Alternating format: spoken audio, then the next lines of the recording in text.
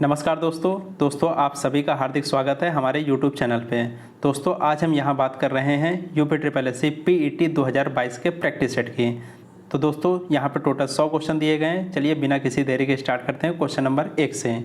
सूची 1 को सूची 2 के साथ सुमेलित करें और नीचे दिए गए कूट से सही उत्तर का चयन करें। तो देखिए दोस्तों, सूची 1 दी गई है और सूची 2 दी गई है। सूची 1 में क्या है, भारत शासन अधिनियम कब आया था दोस्तों? ये आया था 1935 में। क्रिप्स प्रस्ताव कब आया था? यह आया था 1942 में। अगस्त प्रस्ताव कब आया था? यह आया था दोस्तों 1940 में।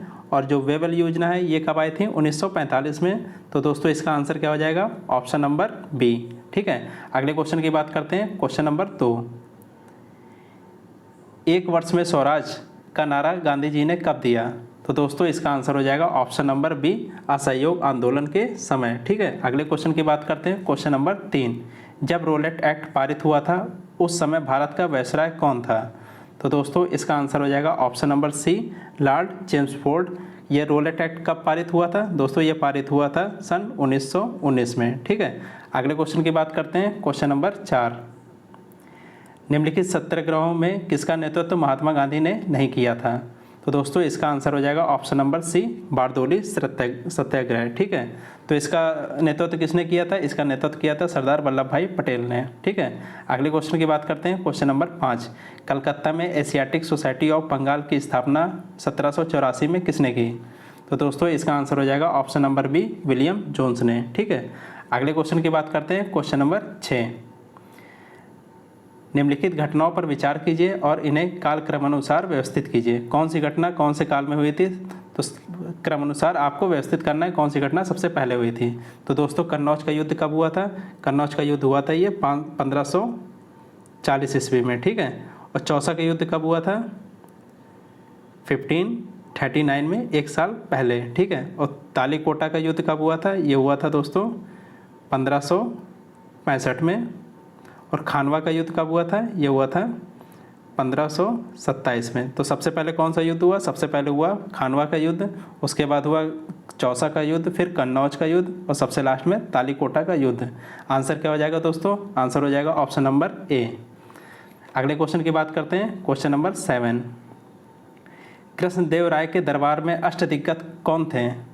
तो दोस्तों इसका आंसर हो जाएगा ऑप्शन नंबर बी, 8 तेलुगु कवि। ठीक है, अगले क्वेश्चन की बात करते हैं। क्वेश्चन नंबर 8, निम्नलिखित में से किसने राष्ट्रकूट साम्राज्य की नींव रखी? तो दोस्तों इसका आंसर हो जाएगा ऑप्शन नंबर बी, दंतित दुर्ग ने। ठीक है, अगले क्वेश्चन की बात करते हैं। क्वेश्चन नंबर 9, सूची 1 को सूची 2 के साथ सुमेलित कीजिए तथा सूचियों के नीचे दिए गए कूट से सही उत्तर का चयन करिए। तो दोस्तों चंद्रगुप्त मौर्य को क्या बोला जाता है? सेंड्रोकोट्टस। ठीक है, और बिंदुसार को क्या बोलते हैं? बिंदुसार को बोलते हैं अमित्रघात। अशोक को क्या बोलते हैं? अशोक को बोलते हैं प्रियदर्शी। ठीक है, या फिर प्रियदर्शी। चाणक्य को क्या बोलते हैं? चाणक्य को बोलते हैं विष्णुगुप्त। तो दोस्तों इसका आंसर क्या हो जाएगा? Option number C. ठीक है, अगले क्वेश्चन की बात करते हैं। क्वेश्चन नंबर 10, सत्यमेव जयते शब्द किस उपनिषद से लिया गया है? तो दोस्तों इसका आंसर बताइए। दोस्तों इसका आंसर हो जाएगा ऑप्शन नंबर ए, मुंडकोपनिषद। ठीक है, अगले क्वेश्चन की बात करते हैं। क्वेश्चन नंबर 11, काठमांडू डैश की राजधानी है? काठमांडू किसकी राजधानी है? तो दोस्तों इसका आंसर हो जाएगा ऑप्शन नंबर ए, नेपाल की राजधानी है। अगले क्वेश्चन की बात करते हैं। क्वेश्चन नंबर 12, पृथ्वी का सर्वाधिक शुष्क क्षेत्र कौन है? तो दोस्तों इसका आंसर हो जाएगा ऑप्शन नंबर बी, आटाकामा मरुस्थल। ठीक है, अगले क्वेश्चन की बात करते हैं। क्वेश्चन नंबर 13, भारत का सबसे बड़ा बॉक्साइट उत्पादक राज्य कौन सा है? तो दोस्तों इसका आंसर हो जाएगा ऑप्शन नंबर ए, उड़ीसा। ठीक है, अगले क्वेश्चन की बात करते हैं। क्वेश्चन नंबर 14, किस राज्य में मानस टाइगर रिजर्व है? तो दोस्तों इसका आंसर हो जाएगा ऑप्शन नंबर सी, असम। ठीक है, अगले क्वेश्चन की बात करते हैं। क्वेश्चन नंबर 15, LAC वास्तविक नियंत्रण रेखा भारत और किस बीच में एक प्रभावी सीमा है? तो किस देश के बीच में प्रभावी सीमा है LAC? भारत और चीन के बीच में। आंसर क्या हो जाएगा? ऑप्शन नंबर बी, चीन। अगले क्वेश्चन की बात करते हैं। क्वेश्चन नंबर 16, मीरा सेठ समिति का संबंध किससे था? तो दोस्तों इसका आंसर हो जाएगा ऑप्शन नंबर ए, हथकरघा क्षेत्र के विकास से। ठीक है, अगले क्वेश्चन की बात करते हैं। क्वेश्चन नंबर 17, केंद्रीय बजट 2022-2023 में प्राथमिक घाटा अनुमानित किया गया। तो दोस्तों इसका आंसर हो जाएगा ऑप्शन नंबर ए, सकल घरेलू उत्पाद का 2.8%। अगले क्वेश्चन की बात करते हैं, क्वेश्चन नंबर 18। आयकर विभाग द्वारा जारी पैन कार्ड निम्न में से किस उद्देश्य के लिए प्रयोग नहीं होता। देखिए दोस्तों, पैन कार्ड में क्या नहीं होता, एड्रेस नहीं होता, तो इसका उपयोग किस उसमें नहीं कर सकते, पते के प्रमाण के लिए। आंसर क्या हो जाएगा, ऑप्शन नंबर ए। ठीक है, अगले क्वेश्चन की बात करते हैं, क्वेश्चन नंबर 19। राष्ट्रीय विकास परिषद का गठन किस तिथि को हुआ था। तो दोस्तों, राष्ट्रीय विकास परिषद का गठन कब हुआ था, 6 अगस्त 1952 को। आंसर क्या हो जाएगा, ऑप्शन नंबर सी। अगले क्वेश्चन की बात करते हैं, क्वेश्चन नंबर 20।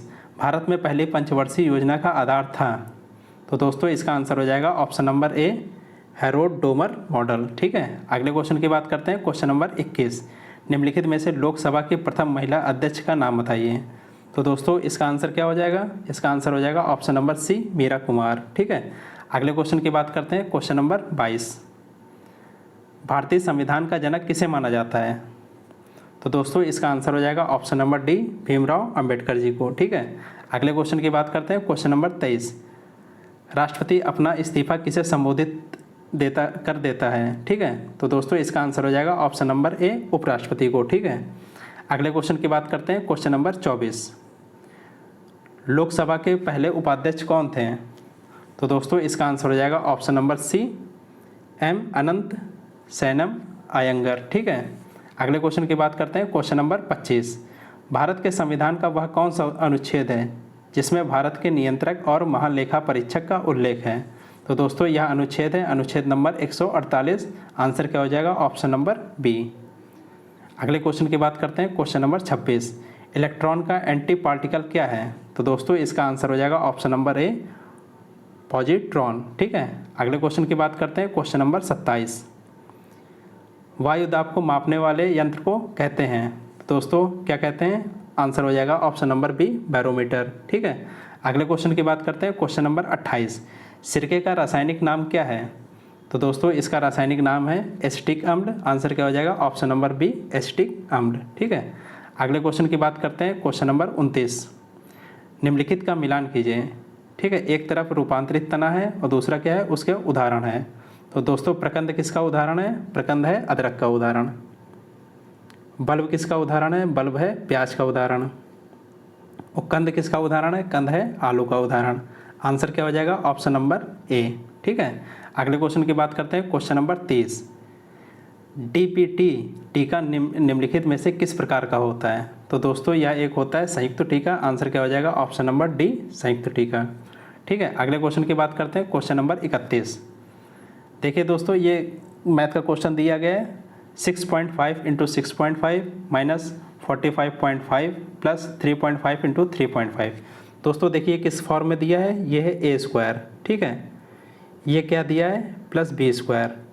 और ये बीच में जो 45.5 दिया है, ये इसको अगर तोड़ेंगे तो क्या लिख देंगे, 2 इंटू 6.5 इंटू 3.5। तो ये किस चीज़ का फार्मूला बन जाएगा, A square plus B square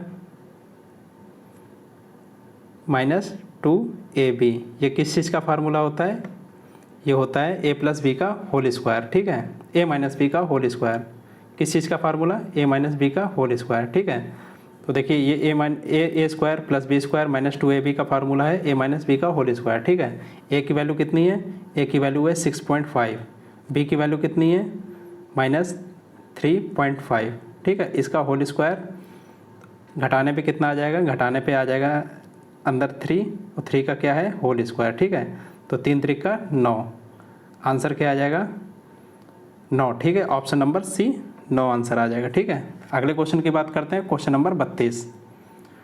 कोई खुदरा व्यापारी किसी निश्चित वस्तु पर अपने ग्राहक को 40% की छूट देता है। इस लेन देन में उसे उस वस्तु पर 25% का लाभ होता है। यदि खुदरा व्यापारी के लिए वस्तु की कीमत 4,320 रुपये है तो इसका अंकित मूल्य रुपए में ज्ञात करिए।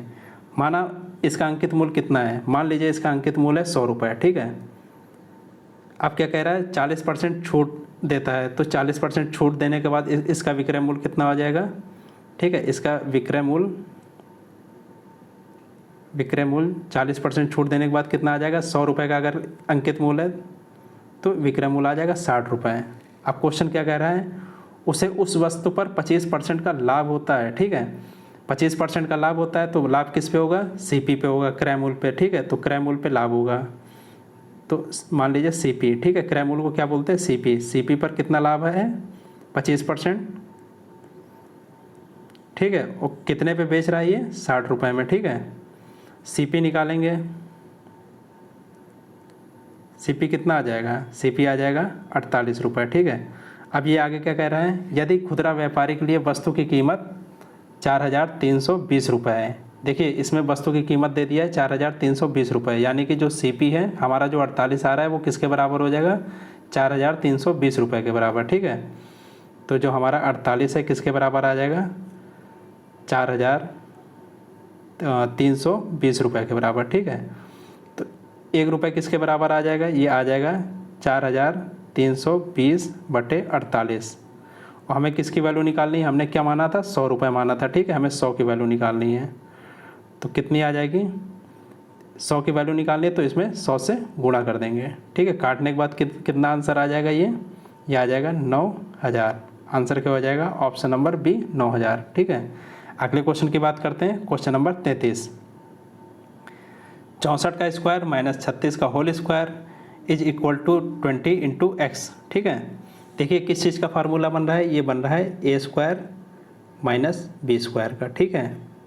तो देखिए क्या होता है, a square minus B square, एक ब्रैकेट में a प्लस बी और दूसरे में a माइनस बी, ठीक है। चलिए रखते हैं फार्मूले में, a की जगह कितना है 64, b की जगह 36, तो 64 + 36, अगले में 64 - 36, और किसके बराबर दिया है ये, 20 × x के बराबर, ठीक है। तो 64 + 36 कितना हो जाएगा, 100, और 64 - 36 कितना हो जाएगा, बताइए आप लोग। 64 - 36 हो जाएगा ये 28 के बराबर, ठीक है। कितना is equal to 20 × x, x की वैल्यू निकालेंगे कितना आ जाएगा, देखिए 20 × 5 = 100, ठीक है। x की वैल्यू निकालेंगे तो ये आ जाएगा 140। आंसर क्या हो जाएगा, ऑप्शन नंबर डी 140। क्या हो जाएगा आंसर, आंसर हो जाएगा ऑप्शन नंबर डी 140, ठीक है। अगले क्वेश्चन की बात करते हैं, क्वेश्चन नंबर 34। 13 × 49 की पावर 3/2 का मान ज्ञात कीजिए।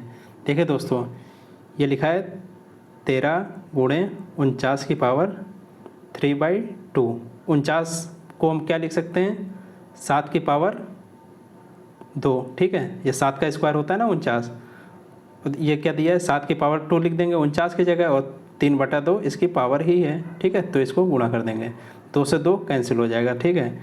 क्या आ जाएगा, 13 × 7 की पावर 3, ठीक है। अब चलिए इसका मान निकालिए 13 × 7 की पावर 3 का, यह आ जाएगा 4,459। सॉल्व करने पे देखिए इतना ही आएगा, ठीक है। आंसर क्या हो जाएगा, ऑप्शन नंबर बी 4,459। अगले क्वेश्चन की बात करते हैं, क्वेश्चन नंबर 35। 12 छात्रों वाले समूह की औसत ऊंचाई 170 सेंटीमीटर है, तो इनकी कुल ऊंचाई कितनी है। देखिए औसत ऊंचाई दिया है 170 सेंटीमीटर, और कितने लोगों की, 12 छात्रों की, तो इनकी कुल ऊंचाई निकालना है।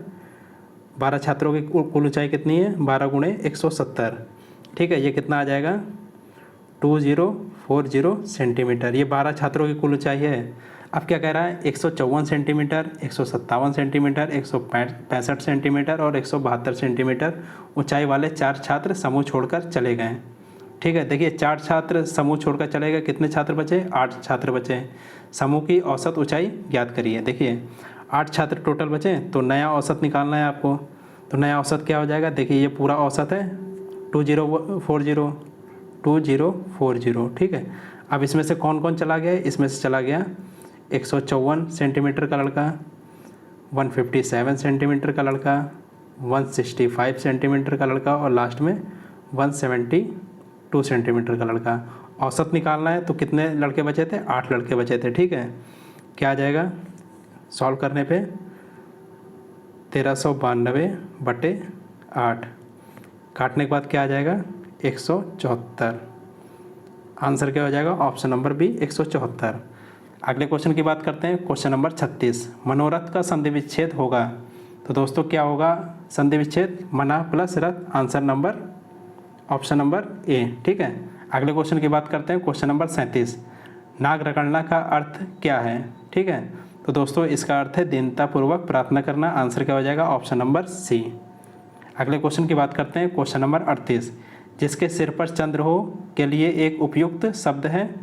तो दोस्तों इसका आंसर हो जाएगा ऑप्शन नंबर बी, चंद्रशेखर। ठीक है। अगले क्वेश्चन की बात करते हैं, क्वेश्चन नंबर 39। उत्कर्ष शब्द का विलोम है। तो दोस्तों आंसर हो जाएगा इसका ऑप्शन नंबर सी, अपकर्ष। ठीक है। अगले क्वेश्चन की बात करते हैं, क्वेश्चन नंबर 40। आग शब्द का पर्यायवाची है। आग शब्द का पर्यायवाची क्या है? तो दोस्तों इसका आंसर हो जाएगा ऑप्शन नंबर बी, वैश्वानर। ठीक है। अगले क्वेश्चन की बात करते हैं, क्वेश्चन नंबर 41 से 45 तक। दोस्तों देखिए ये पैराग्राफ दिया है। ठीक है। पैराग्राफ आप लोग इसको 2 बार पढ़िएगा। इसके बाद चलिए इसका आंसर देते हैं। देखिए क्वेश्चन नंबर 41 क्या दिया है, ये नीचे देखिए क्वेश्चन नंबर 41, हु इज मुरली। ठीक है। तो दोस्तों इसका आंसर देखिए कहाँ पे दिया है, ये दिया है यहाँ पे, I speak of Murali the man who sold sweet. ठीक है, ये इसका आंसर दिया है। चलिए ऑप्शन देखते हैं क्वेश्चन नंबर 41 का। तो मुरली कौन था? A vendor of sweet. ठीक है, आंसर क्या हो जाएगा? Option number B. अगले क्वेश्चन की बात करते हैं, question number 42। Who were his customer. उसका कस्टमर कौन था, ग्राहक कौन था उसका? तो चलिए इसका पैराग्राफ में देखते हैं कहाँ पे इसका आंसर दिया है। देखिए दोस्तों आंसर कहाँ पे दिया है, ये हिज कस्टमर वाज चिल्ड्रन।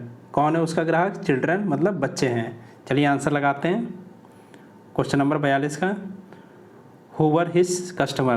तो क्या आंसर आ जाएगा? Option number A, the children. ठीक है।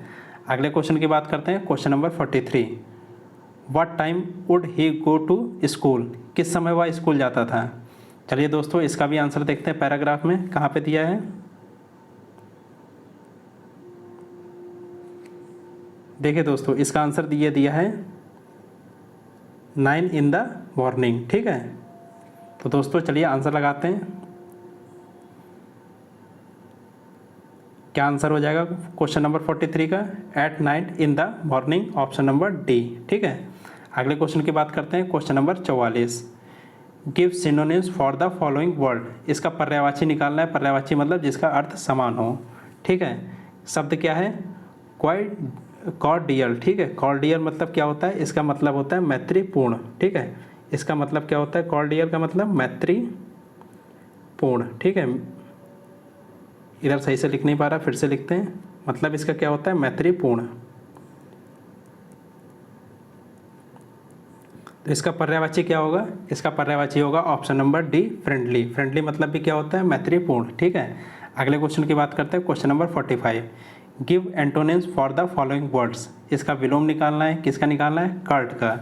कर्ट मतलब क्या होता है? कर्ट मतलब होता है अशिष्टता पूर्वक। ठीक है। क्या होता है? अशिष्टता पूर्वक। इसका विलोम मतलब विपरीत अर्थ निकले, क्या हो जाएगा आंसर? पोलाइट। पोलाइट मतलब क्या होता है? शिष्टता पूर्वक। ठीक है। अगले क्वेश्चन की बात करते हैं, क्वेश्चन नंबर 46। दिए गए विकल्पों से संबंधित शब्द का चयन करिए। तो दोस्तों बताइए, देखिए ये मोतियाबिंद किसकी बीमारी है? आँख की बीमारी।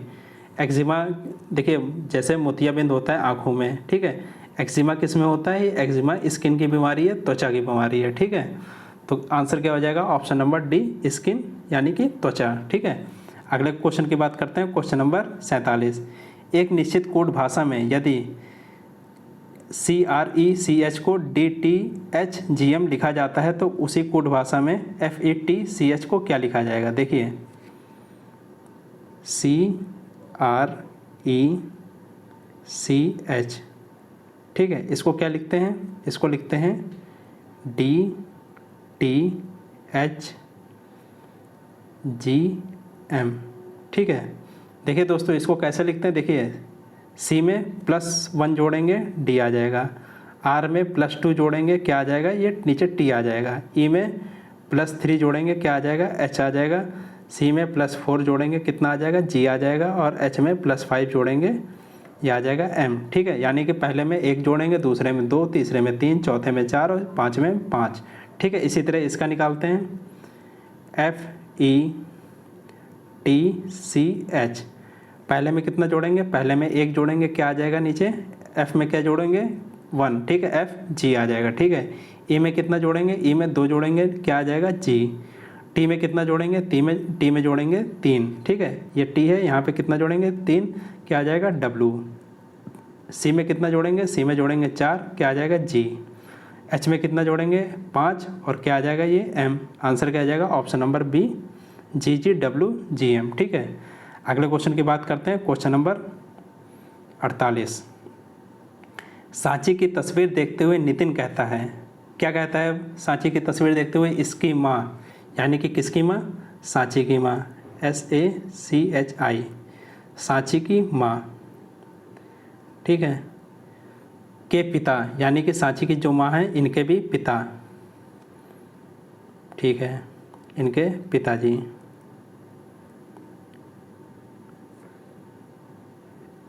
सांची के माँ के पिता के बेटे, यानी कि इसके क्या है, कोई बेटा है, ठीक है, इसका कोई बेटा है। बेटे की पत्नी, इनकी एक पत्नी है, इनकी एक पत्नी है। मेरे सास की इकलौती बेटी हैं, यानी कि कौन कह रहा है, कि नितिन कह रहा है मेरे सास की इकलौती बेटी है, ठीक है। तो मान ये इकलौती बेटी है, ठीक है, तो ये जो बेटा है इनकी जो सास है, ठीक है, सास की इकलौती बेटी है। किसकी सास की, मेरी सास की, यानी कि नितिन ये अपने बारे में कह रहा है, ठीक है। आगे क्या कह रहा है, नितिन की सास की माँ से क्या संबंध है, नितिन का क्या कह रहा है, नितिन का सांची की माँ के साथ क्या संबंध है। देखिए नितिन है, ठीक है, सांची की ये माँ है, ठीक है, और ये इनका बेटा है, ये क्या हो जाएंगे, ये दोनों भाई बहन हो जाएंगे। सांची का क्या लगेगा, ये भाई लगेगा, सांची की माँ का क्या लगेगा, भाई लगेगा। आंसर क्या हो जाएगा, ऑप्शन नंबर ए, भाई, ठीक है। अगले क्वेश्चन की बात करते हैं, क्वेश्चन नंबर 49। यदि किसी महीने का तीसरा दिन मंगलवार है तो उस महीने का 25वां दिन कौन सा होगा। तो देखिए तीसरा दिन मंगलवार है, 25वां दिन निकालना है, तो शेष दिन निकालना है, कितने दिन है, तो 25वां दिन निकालना है, और तीसरा दिन जबकि मंगलवार है, तो शेष दिन कितने बचे, 25 - 3, ये बचे 22, ठीक है। अब 22 को क्या करेंगे, 7 से डिवाइड कर देंगे, क्योंकि एक सप्ताह में 7 दिन होते हैं, ठीक है। 7 से डिवाइड करेंगे, शेष कितना आएगा, शेष आएगा 1 दिन, ठीक है, शेष 1 दिन। तीसरा दिन अगर मंगलवार है तो 25वां दिन क्या होगा, तो मंगलवार में 1 जोड़ देंगे, क्या आ जाएगा, बुधवार। आंसर नंबर सी, बुधवार, ठीक है। अगले क्वेश्चन की बात करते हैं, क्वेश्चन नंबर 50। 4 शब्द दिए गए हैं जिनमें से 3 किसी न किसी तरह से समान हैं और एक असमान, उस असमान शब्द का चयन करिए। देखिए दोस्तों, ये कथकली, कुचिपुड़ी और सत्रिया, ये क्या है, ये लोक नृत्य है, ठीक है, ये लोक नृत्य हैं। कथकली कहाँ का है, कथकली ये केरल का, कुचिपुड़ी कहाँ का है, आंध्र प्रदेश का, और सत्रिया कहाँ का है, ये असम का है। जबकि हेमिस क्या है, हेमिस क्या है, राष्ट्रीय उद्यान है, ये क्या है, नेशनल पार्क है, तो ये क्या है, असमान है। आंसर क्या हो जाएगा, ऑप्शन नंबर सी, हेमिस, ठीक है। अगले क्वेश्चन की बात करते हैं, क्वेश्चन नंबर 51। भारत के किस राज्य में इंटरनेशनल लिक्विड मिरर टेलीस्कोप स्थापित किया गया। तो दोस्तों इसका आंसर हो जाएगा ऑप्शन नंबर बी, उत्तराखंड। अगले क्वेश्चन की बात करते हैं, क्वेश्चन नंबर 52। फरवरी 2022 में प्रधानमंत्री नरेंद्र मोदी ने हैदराबाद में स्थापित स्टैचू ऑफ इक्वलिटी को राष्ट्र को समर्पित किया। स्टैचू ऑफ इक्वलिटी किस संत की प्रतिमा है। तो दोस्तों इसका आंसर हो जाएगा ऑप्शन नंबर सी, संत श्री रामानुजाचार्य, ठीक है। अगले क्वेश्चन की बात करते हैं, क्वेश्चन नंबर 53। जून 2022 में हरियाणा में संपन्न खेलो इंडिया यूथ गेम्स 2021 में कौन रजत राज्य पदक तालिका में पहले स्थान पर है। तो दोस्तों इसका आंसर हो जाएगा ऑप्शन नंबर डी, हरियाणा। अगले क्वेश्चन की बात करते हैं, क्वेश्चन नंबर 54। मार्च 2022 में जारी भारत टीबी रिपोर्ट के अनुसार वर्ष 2021 में देश में टीबी के मामले में कितने % की वृद्धि दर्ज की गई। तो दोस्तों इसका आंसर हो जाएगा ऑप्शन नंबर बी, 18% की, ठीक है। अगले क्वेश्चन की बात करते हैं, क्वेश्चन नंबर 55। फरवरी 2022 में किसे विश्वविद्यालय अनुदान आयोग UGC का नया अध्यक्ष नियुक्त किया गया। तो दोस्तों इसका आंसर हो जाएगा option number A, professor M Jagdish Kumar ji को, ठीक है। अगले क्वेश्चन की बात करते हैं, क्वेश्चन नंबर 56। फरवरी 2022 में लॉन्च की गई केंद्रीय क्षेत्र की योजना स्माइल योजना के लिए सामाजिक न्याय एवं अधिकारिता मंत्रालय ने वर्ष 2021-22 से 2025-26 तक की अवधि के लिए कितनी राशि का आवंटन किया। तो दोस्तों इसका आंसर हो जाएगा ऑप्शन नंबर डी, 365 करोड़ रुपए, ठीक है। अगले क्वेश्चन की बात करते हैं, क्वेश्चन नंबर 57।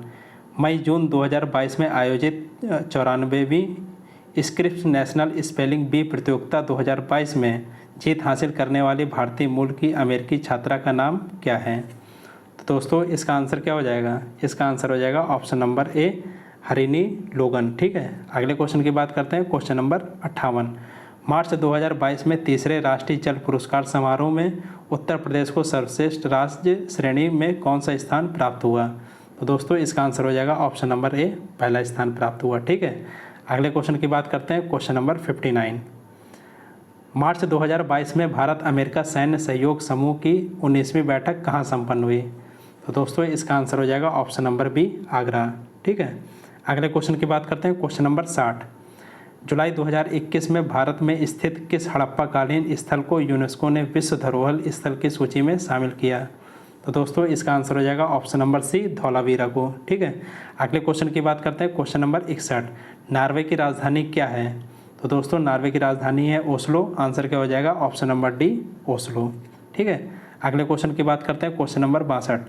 पन्नालाल घोष निम्नलिखित में से कौन सा वाद्य यंत्र बजाते थे? तो दोस्तों इसका आंसर हो जाएगा ऑप्शन नंबर ए, बांसुरी। ठीक है, अगले क्वेश्चन की बात करते हैं, क्वेश्चन नंबर 63। शंकर अंतर्राष्ट्रीय गुड़िया संग्रहालय डैश में स्थित है? तो दोस्तों ये कहाँ पे स्थित है? ये है ऑप्शन नंबर ए, नई दिल्ली में स्थित। अगले क्वेश्चन की बात करते हैं, क्वेश्चन नंबर 64।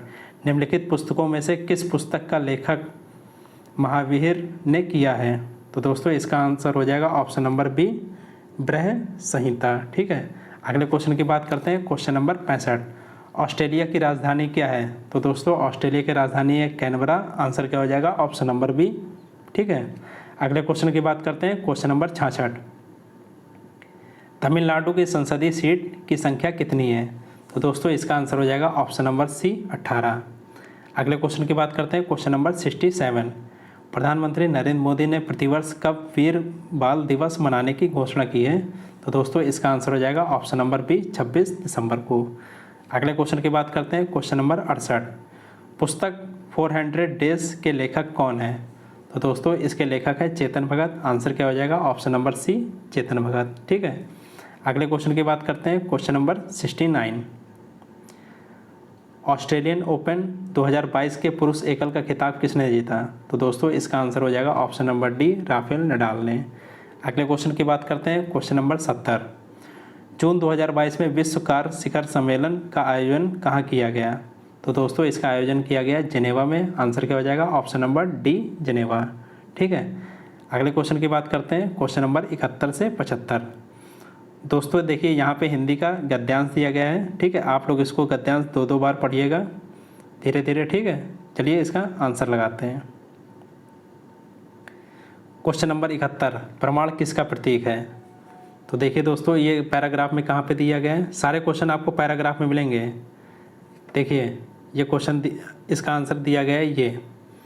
प्रमाण का भारतीय संस्कृति में बड़ा महत्व है। ठीक है, यह अपने से बड़ों, श्रद्धेय तथा आदरणीय जनों से प्रति आत्मीयता का प्रतीक है। किसका प्रतीक है? आत्मीयता का। ठीक है, आंसर क्या हो जाएगा? चलिए आंसर लगाते हैं। तो ये किसका प्रतीक है? ये प्रतीक है आत्मीयता का। आंसर क्या हो जाएगा? Option number B. ठीक है, अगले क्वेश्चन की बात करते हैं, क्वेश्चन नंबर 72। प्रमाण करने वाले को किसकी प्राप्ति होती है? तो देखिए दोस्तों ये कहाँ पे दिया गया है? देखिए प्रमाण करने वाले को किसकी प्राप्ति होती है? उसकी आयु, विद्या, यश और बल चारों की वृद्धि होती है। चलिए आंसर लगाते हैं। 72 में किसकी प्राप्ति होती है? ऑप्शन नंबर ए, विद्या की। ठीक है, विद्या, आयु, बल और यश की। ठीक है, अगले क्वेश्चन की बात करते हैं, क्वेश्चन नंबर 73। बालक मार्कंडेय को चिरंजीवी होने का वरदान किसने दिया था? तो दोस्तों यह दिया था सप्त ऋषियों ने। आंसर क्या हो जाएगा? Option number C. ठीक है, देखते हैं पैराग्राफ में इसका आंसर कहाँ पे दिया गया है। तो देखिए दोस्तों इसका आंसर कहाँ पे दिया? सारे आंसर आपको यहाँ पैराग्राफ में मिल जाएंगे। बालक मार्कंडेय ने सप्तऋषियों से चिरंजीवी होने का वरदान प्राप्त किया। ठीक है, चलिए अगले क्वेश्चन की बात करते हैं, क्वेश्चन नंबर 74। सज्जनों और गुरुजनों को सम्मुख झुकने से तात्पर्य क्या है? सज्जनों और गुरुजनों के सम्मुख झुकने से तात्पर्य क्या है? ये दोस्तों इसका आंसर हो जाएगा ऑप्शन नंबर डी, अहंकार की समाप्ति। ठीक है, अगले क्वेश्चन की बात करते हैं, क्वेश्चन नंबर 75। जीवन रूपी क्षेत्र में आशीर्वाद का अन्न उगाने का बीज मंत्र है। तो दोस्तों इसका आंसर हो जाएगा ऑप्शन नंबर बी, प्रणाम। ठीक है, अगले क्वेश्चन की बात करते हैं, क्वेश्चन नंबर 76 से 80 तक। देखिए दोस्तों, फिर से ये हिंदी का गद्यांश दिया गया है, आप लोग इसको कम से कम 2 बार पढ़िए, उसके बाद इसका आंसर दीजिए। चलिए सॉल्व करते हैं क्वेश्चन। ठीक है, आप लोग, मैं इसको धीरे धीरे ऊपर कर रहा हूँ, आप लोग इसको पढ़िएगा। Question number 76। लड़की के सवाल पूछने पर छात्र हंस पड़े, क्यों हंस पड़े? चलिए देखते हैं इसका आंसर कहाँ पे दिया है क्वेश्चन में। क्यों हंस पड़े? क्योंकि ये देखिए, ये यहाँ पे दिया है।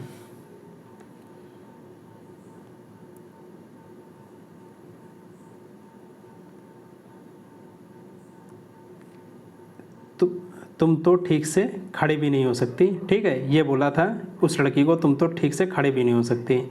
चलिए आंसर लगाते हैं। क्या कहा था?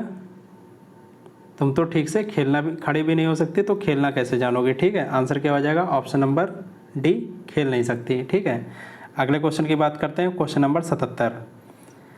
आपके विचार से लड़की को सफलता की सबसे बड़ी प्रेरणा किसने दी? तो चलिए इसका आंसर देखते हैं पैराग्राफ में। तो देखिए दोस्तों, उसको प्रेरणा किसने दी कि यहाँ पे दिया है, माँ ने उसे प्रेरित किया। ठीक है, किसने प्रेरणा दी? माँ ने। ठीक है, चलिए आंसर लगाते हैं। तो दोस्तों इसका आंसर ऑप्शन क्या हो जाएगा? किसने उसको प्रेरणा दी? उसकी माँ ने। आंसर हो जाएगा ऑप्शन नंबर ए, उसकी माँ ने। ठीक है, अगले क्वेश्चन की बात करते हैं, क्वेश्चन नंबर 79। शिक्षक के उत्तर से उसके बारे में क्या धारणा मिलती है? तो दोस्तों बताइए इसका आंसर क्या था? आंसर होगा इसका ऑप्शन नंबर ए, शिक्षक कठोर था। ठीक है, अगले क्वेश्चन की बात करते हैं, क्वेश्चन नंबर 79। लड़की के अनुसार सब कुछ संभव है यदि, देखिए चलिए पैराग्राफ में देखते हैं।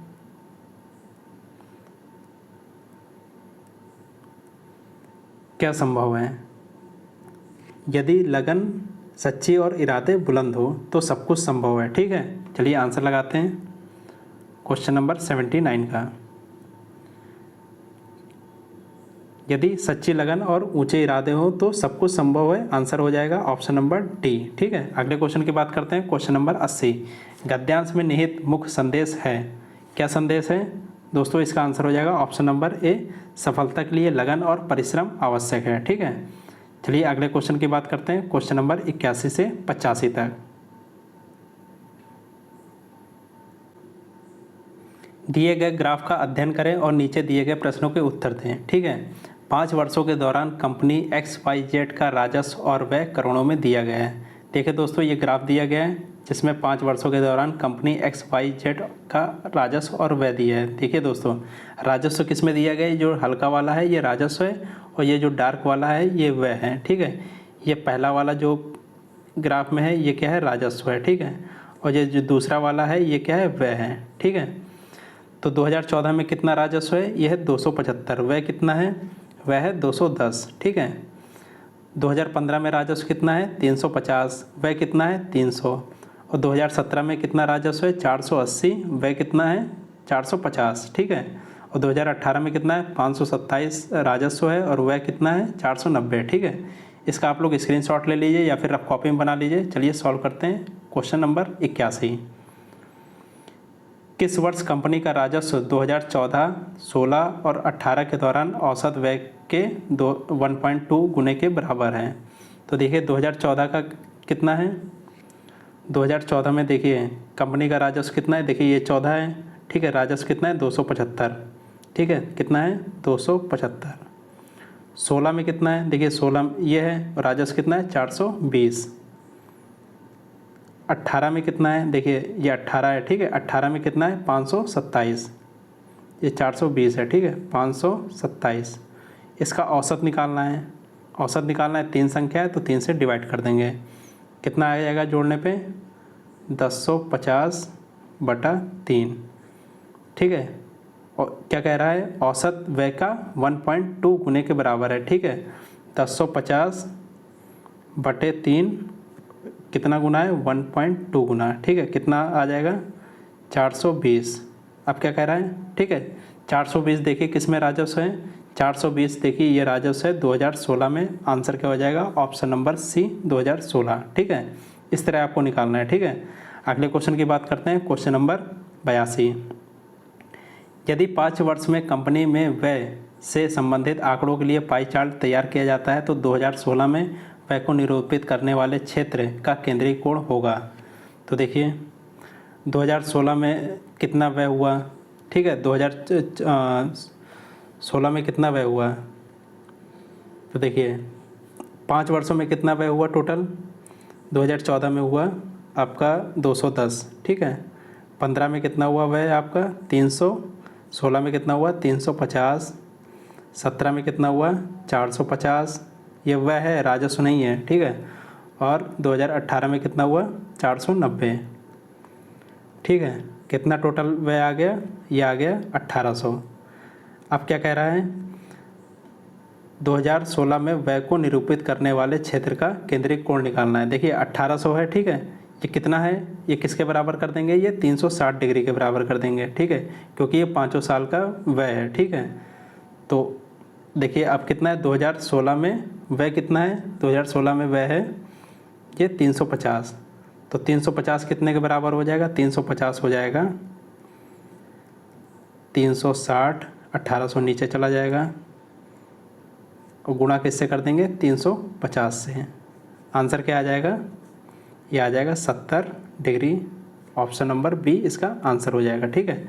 अगले क्वेश्चन की बात करते हैं, क्वेश्चन नंबर 83। 2014, 15 और 18 में कंपनी का कुल राजस्व, ठीक है, 2016 और 17 में कुल राजस्व से कितना % अधिक था। तो देखिए 2014 में कितना राजस्व है, 2014 में राजस्व है 275, 2015 में कितना है 350, 2016 में कितना है 527, टोटल कितना हो गया 1152।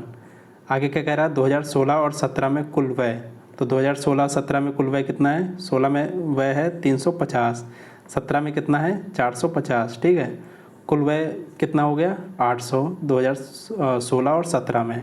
अब क्या कह रहा है, कुल व्यय से कितना % अधिक है। तो ये जो 1152 है ये 800 से कितना अधिक है बताइए, यह है 352 अधिक, ठीक है, 352 अधिक है। और किससे अधिक है, ये है 800 से अधिक। परसेंटेज निकालना है तो 100 से गुणा कर देंगे, कितना आंसर आ जाएगा 44%, ठीक है। ऑप्शन नंबर डी 44%, ठीक है। अगले क्वेश्चन की बात करते हैं, क्वेश्चन नंबर 85। 5 वर्षों का औसत व्यय कितना है, ठीक है। तो 5 वर्षों का औसत निकालेंगे।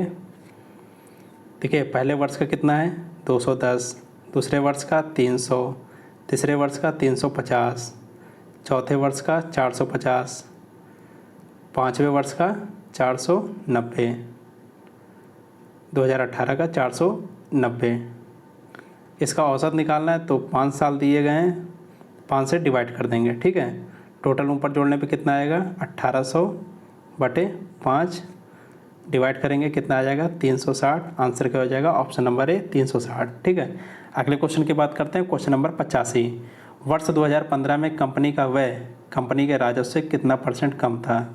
तो 2015 में व्यय कितना है कंपनी का, 2015 की बात करते हैं, 2015 में व्यय है 300, ठीक है। और 2015 में कंपनी का राजस्व कितना है, राजस्व है 350। क्या कह रहा है, कितना % कम था। जो 350 है, 300 वो जो 300 है 350 से कितना कम है, यह है 50 कम। किससे कम है 350 से। परसेंटेज निकालना है तो 100 से गुणा कर देंगे, ठीक है। काटने पीटने के बाद कितना आएगा 100/7%, ठीक है। आंसर क्या हो जाएगा, ऑप्शन नंबर डी 100/7%, ठीक है। अगले क्वेश्चन की बात करते हैं, क्वेश्चन नंबर 86 से 90 तक। दिए गए ग्राफ का अध्ययन करें और उसके बाद दिए गए प्रश्नों के उत्तर दें। वर्ष के 6 महीनों के दौरान किसी डीलर द्वारा बेचे गए किसी कंपनी के ए टाइप और बी टाइप कंप्यूटर की संख्या, ठीक है। देखिए कोई कंपनी है, ठीक है, इसमें ए टाइप और बी टाइप कंप्यूटरों की संख्या दर्शाई गई। जनवरी में ए टाइप में कितने हैं 250, फरवरी में कितने हैं ए टाइप में, ये 180, ठीक है। मार्च में कितने हैं 280 और जनवरी में बी टाइप के कंप्यूटर की संख्या कितनी है 360, और फरवरी में कितने हैं 300, ठीक है। 2000 मई में कितना है ए टाइप के कंप्यूटर 350, और मई में बी टाइप के कंप्यूटर कितना है 425, ठीक है। चलिए क्वेश्चन सॉल्व करते हैं। जनवरी, फरवरी और जून में बेचे गए बी टाइप के कंप्यूटर का औसत संख्या डैश में बेचे गए ए टाइप के कंप्यूटरों की संख्या से 20 अधिक है। तो देखिए दोस्तों, जनवरी, फरवरी और जून में बेचे गए बी टाइप के कंप्यूटर का औसत संख्या निकाल ली है। तो जनवरी में कितना बेचा गया था, जनवरी में बेचा गया था 360, फरवरी में कितना बेचा गया था 300, और जून में कितना बेचा गया, जून में बेचा गया 850, ठीक है 250। एक मिनट रुकिए, ग्राफ में देखते हैं। जून में बेचा गया 450, ठीक है। इनका औसत निकालना है, 3 से डिवाइड कर देंगे, ठीक है। कितना आ जाएगा ये ऊपर जोड़ने पे 1110/3, कितना आ जाएगा 370। आगे क्या कह रहा है, ए टाइप कंप्यूटरों की संख्या से 20% अधिक है। जब देखिए 370 आ गया, ए टाइप कंप्यूटर की संख्या क्या है 20 अधिक है, मतलब ये जो है ये ए टाइप के कंप्यूटर की संख्या से 20 अधिक है, यानी कि ए टाइप के कंप्यूटर की संख्या कितनी हो जाएगी, ये हो जाएगी 350। तो 350 किस वर्ष है ए टाइप कंप्यूटरों की संख्या, ये है 350 मई में, ठीक है। आंसर क्या हो जाएगा, ऑप्शन नंबर डी, मई में 350 है, ठीक है। अगले क्वेश्चन की बात करते हैं, क्वेश्चन नंबर 87। यदि ए टाइप के कंप्यूटर एक कंप्यूटर और बी टाइप के एक कंप्यूटर की बिक्री पर क्रमशः 2500 रुपये और 3000 रुपये का लाभ होता है, तो फरवरी में ए टाइप के 15% कंप्यूटर और जून में बी टाइप के 10% कंप्यूटर की बिक्री पर कुल लाभ ज्ञात करिए, ठीक है। चलिए निकालना है। देखिए फरवरी में ए टाइप के कंप्यूटर पे कितना 15% निकालना है, ठीक है। ये देखिए फरवरी में ए टाइप के कंप्यूटर पर 15% और जून में बी टाइप के कंप्यूटर पर 10% की बिक्री निकालना है, ठीक है। तो देखिए फरवरी में कितना है 180, ठीक है, कंप्यूटर बिक्री हुई, इसका 15% निकालना है, ठीक है। और बी टाइप के कंप्यूटर में 10% की बिक्री निकालना है जून में, तो जून में कितनी हुई थी 345, इसका कितना निकालना है 10%, ठीक है। तो ये कितना आ जाएगा, ये आ जाएगा इधर 27, सॉल्व करने पे इधर कितना आ जाएगा, इधर 45। आगे क्या कह रहा है, ए टाइप के कंप्यूटर पर क्रमशः 2500 रुपये प्रति और बी टाइप के कंप्यूटर पे 3000 रुपये। तो ए को जो ए टाइप में आया है 27, इसको 2500 से गुणा कर देंगे, और जो बी टाइप में आया है 45, उसको कितने से गुणा कर देंगे, इसको 3000 से गुणा कर देंगे, ठीक है। कितना आ जाएगा, ये आ जाएगा, इसको जोड़ देंगे, ठीक है। ये आ जाएगा ए टाइप में कितना आ जाएगा 67,500, और बी टाइप में कितना आ जाएगा, बी टाइप में आ जाएगा 135,000, ठीक है। जोड़ने पे क्या आ जाएगा 202500। देखिए 1000 में पूछ रहा है, ठीक है, तो 1000 को पॉइंट से डिवाइड कर देंगे, ठीक है। कितना आ जाएगा 202.5। क्या आंसर हो जाएगा, ऑप्शन नंबर सी 202.5। अगले क्वेश्चन की बात करते हैं, क्वेश्चन नंबर 88। फरवरी, अप्रैल और जून में बेचे गए ए टाइप के कंप्यूटरों की कुल संख्या का अप्रैल और मई में बेचे गए बी टाइप के कंप्यूटरों की कुल संख्या से अनुपात ज्ञात करना है, ठीक है। तो ए टाइप के कंप्यूटर किस में बेचे गए, फरवरी, अप्रैल और जून में। फरवरी में कितना बेचे गए 180, अप्रैल में कितना बेचे गए 275, जून में कितना बेचे गए 345। टोटल कितने बेचे गए ए टाइप कंप्यूटर 800। बी टाइप के कंप्यूटर अप्रैल में कितने बेचे गए, अप्रैल में बेचे गए 325, और मई में कितने बेचे गए, मई में है 425। टोटल बी टाइप के कंप्यूटर कितने बेचे गए 750। क्या निकालना है, कुल संख्या से अनुपात निकालना है, ठीक है। तो 800 अनुपात 750 कितना आ जाएगा 16:15। आंसर क्या हो जाएगा, ऑप्शन नंबर डी 16:15, ठीक है। अगले क्वेश्चन की बात करते हैं, क्वेश्चन नंबर 89।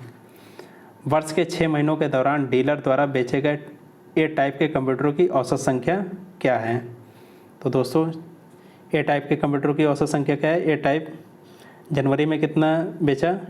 250, फरवरी में 180, मार्च में 280, अप्रैल में 275, मई में 350, जून में 345। ठीक है, अब इसका औसत निकालना है तो 6 माह दिए हैं तो 6 से डिवाइड कर देंगे। क्या आंसर आ जाएगा? 280। ऑप्शन नंबर बी 280 आंसर आ जाएगा। ठीक है, अगले क्वेश्चन की बात करते हैं। क्वेश्चन नंबर 90 है। वर्ष के 6 महीनों के दौरान डीलर द्वारा बेचे गए कुल ए टाइप के कंप्यूटरों की संख्या तथा कुल बी टाइप के कंप्यूटरों की संख्या का अंतर निकालना है। ठीक है, देखिए अभी हम लोगों ने ऊपर निकाला था ए टाइप के कंप्यूटरों की संख्या कितनी थी? ये थी 1680। अभी अब इसके पहले हम लोगों ने क्वेश्चन में निकाला। ठीक है, तो बी टाइप के कंप्यूटरों की संख्या निकाल लेंगे, कुल कितनी है? तो ये हो जाएगी 360 जनवरी में, फरवरी में कितना है? 300, मार्च में कितना है? 350, अप्रैल में कितना है? 325, मई में कितना है? 425, जून में कितना है? 450। टोटल बी टाइप के कंप्यूटरों की संख्या कितनी हो जाएगी? ये हो जाएगी 2210। ठीक है, अब क्या कह रहा है? कंप्यूटरों की संख्या का अंतर है, अंतर निकालना है। ठीक है, तो 2210 माइनस कर देंगे 1680, क्या आ जाएगा? 530 इसका आंसर आ जाएगा। ऑप्शन नंबर ए 530। ठीक है, अगले क्वेश्चन की बात करते हैं। क्वेश्चन नंबर 91 से 95 तक। निम्नलिखित तालिका में 5 वस्तुओं ए बी सी डी और ई की आवश्यक मात्रा और 1 माह में एक परिवार के लिए उनके क्रय मूल्य का विवरण दिया गया है। तालिका का अध्ययन करें और नीचे दिए गए प्रश्नों के उत्तर दें। दोस्तों देखिए, ये 5 वस्तु दी गई हैं A B C D E, ये उनकी मात्रा दी गई है। ए कितनी है? 15 किलोग्राम। ठीक है, बी कितनी है? 20 किलोग्राम, सी कितनी है? 12 किलोग्राम, डी कितनी है? 40 किलोग्राम और ई कितनी है? 8 किलोग्राम। वर्ष 2016 में कितना इसका रेट था? ये था 60 रुपये पर किलोग्राम। ठीक है, और बी का रेट कितना था? ये था 50 रुपये पर किलोग्राम। ठीक है, सी का रेट कितना था? 35 रुपये पर किलोग्राम। ठीक है, इसी तरह ई का रेट कितना था? 64 रुपये पर किलोग्राम। वर्ष 2019 में रेट सब बढ़ गए। ए का रेट कितना हो गया? 80 रुपये पर केजी हो गया। बी का रेट कितना हो गया? 50 से 60 रुपये पर केजी हो गया। सी का रेट कितना हो गया? पहले 35 था 2016 में, 2019 में 40 रुपये पर केजी हो गया। ठीक है, चलिए एक बार इसका स्क्रीनशॉट ले लीजिए या फिर रफ कॉपी में बना लीजिए। चलिए सॉल्व करते हैं क्वेश्चन। ठीक है, तो क्वेश्चन नंबर 91 है।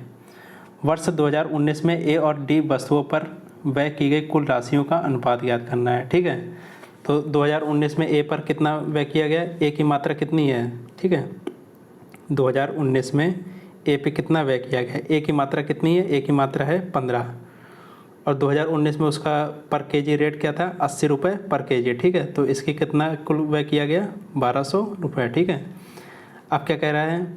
डी वस्तु पर, तो 2019 में डी पर कितना व्यय किया गया? 2019 में डी पर कितना व्यय किया गया?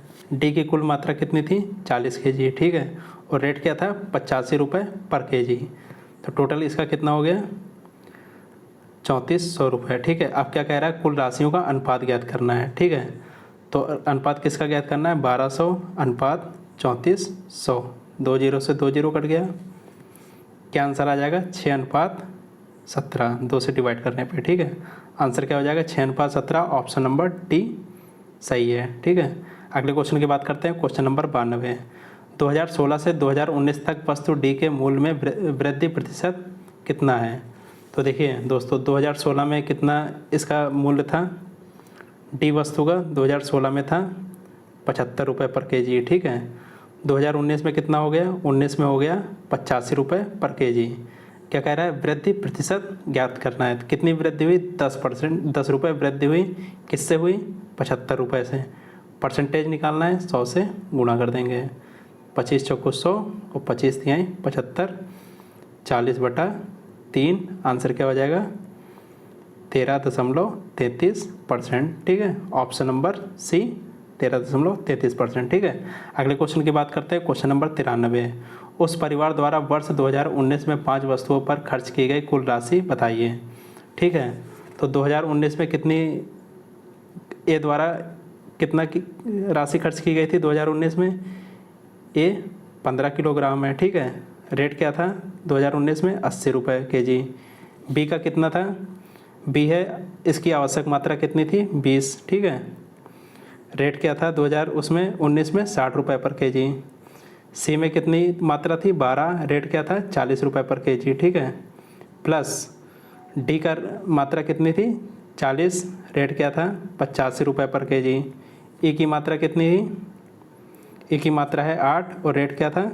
72 रुपये पर kg। ठीक है, तो देखिए 15 गुणे 80 कितना हो जाएगा? ये 1200 हो जाएगा। ठीक है, प्लस 20 गुणे 6 1200, 12 गुणे 40 कितना हो जाएगा? 480। आगे क्या दिया है? 40 गुणे 85 कितना हो जाएगा? 3400। ठीक है, और 8 गुणे 72 576। अब कुल राशि निकालना है, सभी को जोड़ देंगे, कितना आंसर आ जाएगा इसका?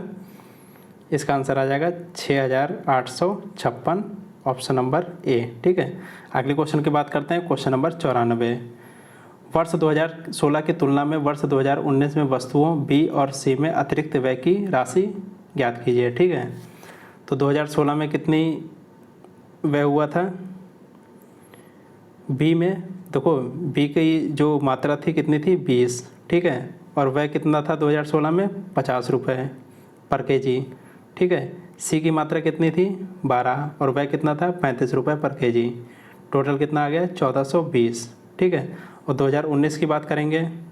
2019 में सी का वह कितना था? सी का वह था 12। 2019 में बी का पहले निकालेंगे। बी का कितना था? 20 रुपये, 20 इसकी किलोग्राम मात्रा थी और वह कितना था? 80 रुपये। ठीक है, पर kg। प्लस सी में कितना इसकी मात्रा थी? 12 kg। ठीक है, और इसका रेट कितना था? 40 रुपये पर kg। ठीक है, गुणा करने पे कितना आंसर आ जाएगा? ये 1680। ठीक है, अब क्या कह रहा है? अतिरिक्त व्यय की राशि बताइए। देखिए 2016 में कितना व्यय हुआ था? 1420, और वही राशि के लिए 2019 में कितना व्यय हो रहा? 1680। तो अतिरिक्त व्यय कितना हो जाएगा? घटा देंगे, 1680 से 1420 घटा देंगे, अतिरिक्त व्यय कितना आ जाएगा? 260 रुपये। ये अतिरिक्त व्यय हुआ था 2019 में। आंसर क्या हो जाएगा? ऑप्शन नंबर डी, 260 रुपये। ठीक है, अगले क्वेश्चन की बात करते हैं। क्वेश्चन नंबर 95, वर्ष 2019 में डी तथा ई वस्तुओं पर कुल कितना खर्च था? तो 2019 में निकालना है। 2019 में डी वस्तु कितनी थी? 40 किलोग्राम। 2019 में डी वस्तु का रेट क्या था? 85 रुपये पर kg। ठीक है, और ई वस्तु का निकालना है। ई वस्तु कितनी थी? 8 kg, और उसका रेट क्या था? 72 रुपये पर kg। ठीक है, तो देखिए 40 गुणे 85 कितना आ जाएगा? 3400। 8 गुणे 72 576। ठीक है, आंसर क्या आ जाएगा? 3976। किस ऑप्शन में? ऑप्शन नंबर बी, 3976 रुपये। ठीक है, अगले क्वेश्चन की बात करते हैं। क्वेश्चन नंबर 96 से 100 तक।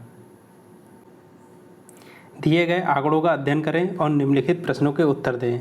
यह आंकड़े वास्तविक नहीं है, केवल गणना हेतु हैं। ठीक है, किसी राज्य का कृषि क्षेत्र दिया है, किस में दिया है? लाख हेक्टेयर में दिया है। ठीक है, पंजाब का 2011 में कितना लाख हेक्टेयर था? 220। ठीक है, इसी तरह 2012 में पंजाब का कितना हो गया? 256 लाख हेक्टेयर हो गया। 2013 में कितना हो गया? 264 लाख हेक्टेयर हो गया। ठीक है, उत्तर प्रदेश की बात करते हैं। 2011 में कितने लाख हेक्टेयर था? 100। ठीक है, और 2013 में कितना हो गया? 128। राजस्थान की बात करते हैं। 2011 में कितना था? 30। 2012 में कितना हो गया? 26, और 2013 में कितना था? 24। ठीक है, इसको एक बार आप लोग स्क्रीनशॉट ले लीजिए या फिर नोट कर लीजिए। चलिए क्वेश्चन सॉल्व करते हैं। देखिए दोस्तों, क्वेश्चन नंबर 96 क्वेश्चन क्या कह रहा है? 3 वर्षों के आंकड़ों को जोड़ने पर महाराष्ट्र और मध्य प्रदेश के बीच में कुल कृषि भूमि का अंतर क्या है? ठीक है दोस्तों, देखिए महाराष्ट्र का निकालना है सबसे पहले। महाराष्ट्र में ये तीनों को जोड़ देंगे, ठीक है। 80 प्लस 150 प्लस 175, तीनों साल का जोड़ देंगे। देखिए लिखा नहीं है, तीनों वर्षों के आंकड़े जोड़ने पर, ठीक है। महाराष्ट्र में कितना आ जाएगा, ये आ जाएगा 405 तीनों वर्षों को जोड़ने पर। अब क्या कह रहा है मध्य प्रदेश में, ठीक है। अब मध्य प्रदेश को जोड़ेंगे 40 प्लस 85 प्लस 90, ठीक है। जोड़ने पे कितना आ जाएगा, ये 215। आगे क्या कह रहा है कृषि भूमि का अंतर निकालना है, ठीक है। अंतर निकालना है तो 405 माइनस 215, अंतर क्या आ जाएगा 190, ठीक है। Option number C 190। इस तरह आपको टेबल देखनी है, ठीक है। अगले क्वेश्चन की बात करते हैं, क्वेश्चन नंबर 97। वर्ष 2012 में राजस्थान की तुलना में उत्तर प्रदेश में कृषि भूमि कितनी अधिक थी, ठीक है। 2012 में उत्तर प्रदेश की कितनी है, 2012 में यूपी की है 143, ठीक है।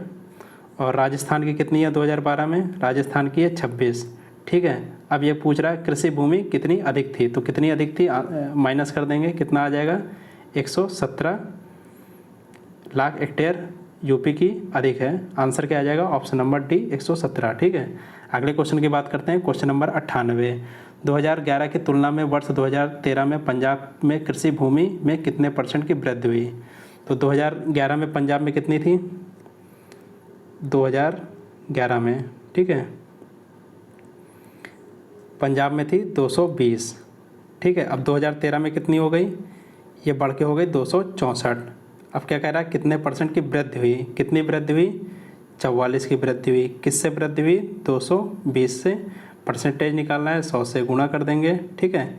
कितना आ जाएगा आंसर 20% की बढ़ोतरी हुई। ऑप्शन नंबर ए 20%, ठीक है। अगले क्वेश्चन की बात करते हैं, क्वेश्चन नंबर 99। 3 वर्षों का महाराष्ट्र में कृषि क्षेत्र भूमि का औसत निकालना है। देखिए महाराष्ट्र का निकालना है तीनों वर्षों में, तो 2011 में महाराष्ट्र का कितना था 40, ठीक है। देखिए महाराष्ट्र का 2011 में है 80, ठीक है। 2012 में कितना है 150, 2013 में कितना है 175, ठीक है। औसत निकालना है 3 से डिवाइड कर देंगे, कितना आ जाएगा, जोड़ने पे ऊपर 405 डिवाइड बाई 3, डिवाइड करेंगे कितना आ जाएगा, ये आ जाएगा 135। आंसर क्या हो जाएगा ऑप्शन नंबर बी 135, ठीक है। अगले और लास्ट क्वेश्चन की बात करते हैं, क्वेश्चन नंबर 100। 2011 की तुलना में वर्ष 2012 में राजस्थान में कृषि भूमि में कितने % की कमी हुई। तो 2011 में राजस्थान में कितनी है, 2011 में राजस्थान में 30, ठीक है। देखिए दोस्तों ये क्वेश्चन मिसप्रिंट है, यहाँ पे लिखा है 2011 की तुलना में वर्ष 2013 की निकालना है, ठीक है। किसके निकालना है, वर्ष 2013 में, ठीक है। तो चलिए 2013 में निकालते हैं। राजस्थान की कितनी हो गई, ये हो गई 24, ठीक है। कितने % की कमी हुई, तो देखिए ये 24, 30 से 24 हो रहा है, कितना कम हो रहा है 6, ठीक है। किससे कम हो रहा है, ये 30 से। परसेंटेज निकालना है 100 से गुणा कर देंगे, कितना आंसर आ जाएगा, ये 20%। इसका आंसर हो जाएगा ऑप्शन नंबर ए 20%, ठीक है। धन्यवाद मित्रों।